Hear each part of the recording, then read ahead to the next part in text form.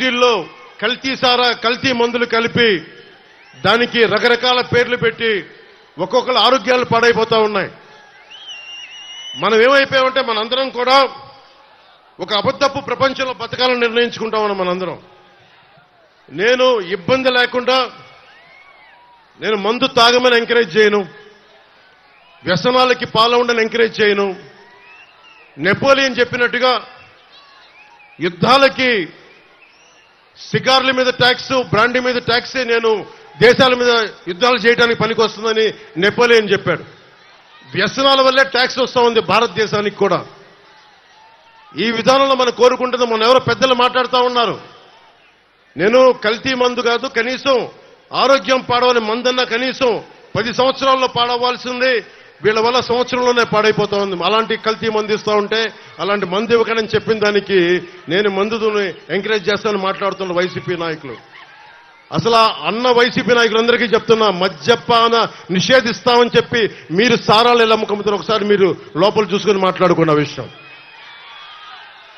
అలాగే ఇసుక JP ventures అని చెప్పి పెద్దిరెడ్డి రామచంద్రారెడ్డి గారు, మిథున్ రెడ్డి గారు, సజ్జల రామకృష్ణారెడ్డి గారు, జగన్ గారి ఆధ్వర్యంలో దాదాపు మొత్తం వాళ్ళ కంపెనీ ఇసుక అంతా. ఒకప్పుడు ఇసుక రీచుల్లో ఎంతమంది బీసీలు కానీ బీసీ కుటుంబాలు కానీ చాలా మందికి సంపద వెళ్లేది. రీచ్లో కొన్ని చోట్ల మనకి తూర్పుగోదావరి జిల్లా లాంటి చోట్ల ఇసుకని బోట్లో తీసుకొని మరీ అమ్ముకునే వాళ్ళు చాలా మందికి కుటుంబాలకి 10 కుటుంబాలు ఉపాధికి వచ్చేది, వందలాది కుటుంబాలకి ఒక ఇసుక రోజు రీచ్ ఉన్న చోట.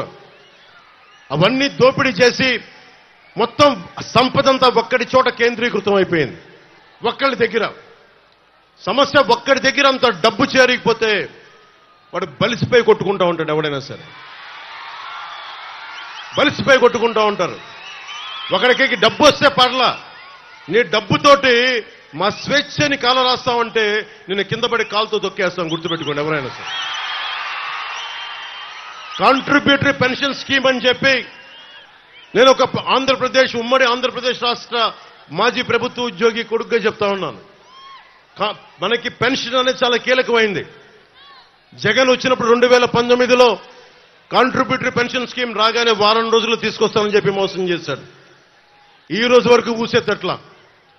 మొన్న నారా చంద్రబాబు నాయుడు గారు